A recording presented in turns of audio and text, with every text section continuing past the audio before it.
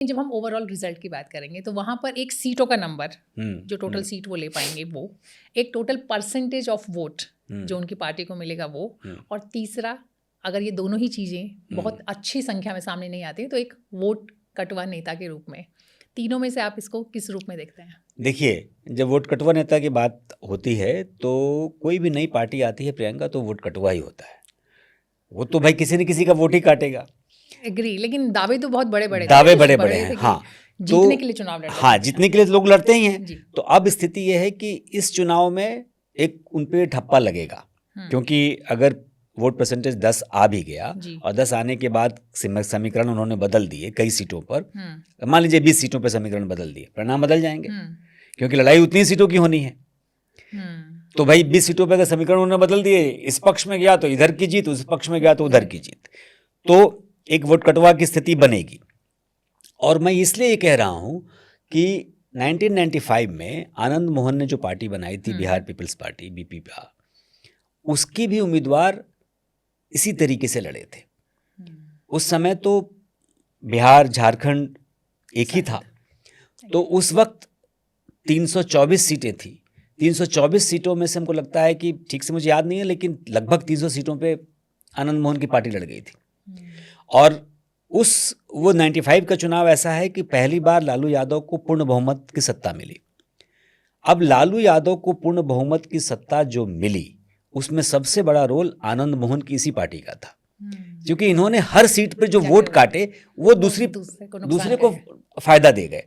तो अब इस बार वो किस तरीके से करेंगे या कितना असर पड़ेगा, अब इसमें क्या है कि ये दोनों पार्टियों के वोट अलग अलग जगहों पर अलग अलग तरीके से काट रहे हैं। कहीं ये मुसलमानों के वोट काट रहे हैं, कहीं बहुत इंपॉर्टेंट बात आपने की, क्योंकि ये सवाल मेरे मन में कहीं था। हाँ, कि ये जिस भी भूमिका में है, जितना परसेंट वोट भी हासिल कर पाए, नुकसान किसको ज्यादा होगा। हाँ, तो मैं वही बता रहा हूँ कि ये चूंकि मान लो कि 240 सीट पे अभी मान लेते हैं कि मोटा मोटी लड़ रहे हैं वो, तो हर सीट पर हम एक ही तरीके से नहीं मान सकते कि एनडीए का काट रहे हैं, या हर सीट पर हम ये नहीं मान सकते कि ये दोनों का खेल खराब कर रहे हैं। ये दोनों का खेल खराब।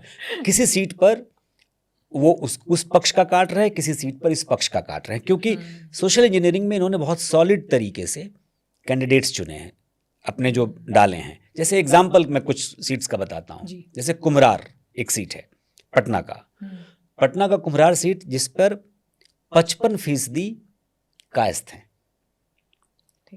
और 57% महिलाएं हैं।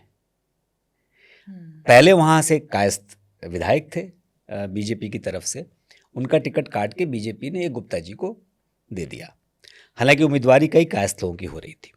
वहां पर प्रशांत ने क्या किया कि कई लोग उम्मीदवार थे उनकी पार्टी के भी, लेकिन चूंकि प्रशांत ये तो कहते हैं कि जातिवाद से बाहर आना है, लेकिन पहले झटके में बाहर नहीं आ सकते वो, तो उन्होंने क्या किया, कायस्थ का सबसे बड़ा चेहरा एक जो हो सकता है पटना में, वो है मैथमेटिशियन केसी सिन्हा।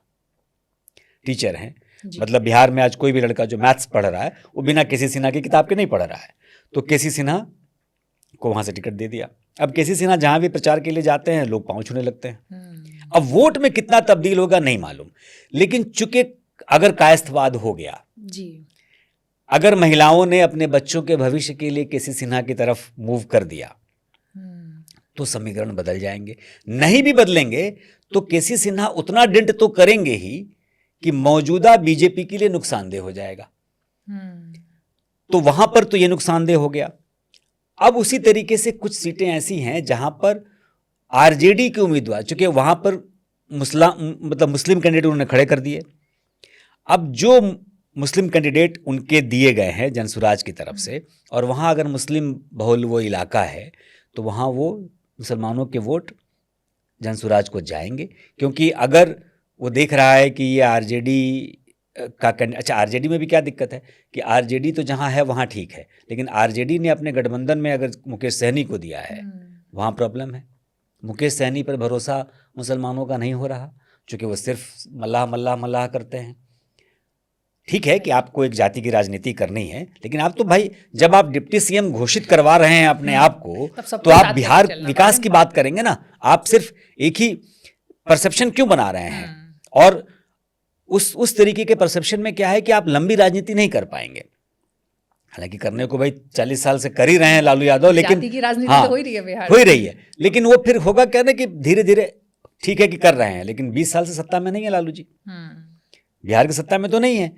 छटपटाहट भी है कि हम जब जाति की राजनीति इतनी शिद्दत से कर रहे हैं तो हमको वो जगह क्यों नहीं मिल रही है, छटपटाहट भी है।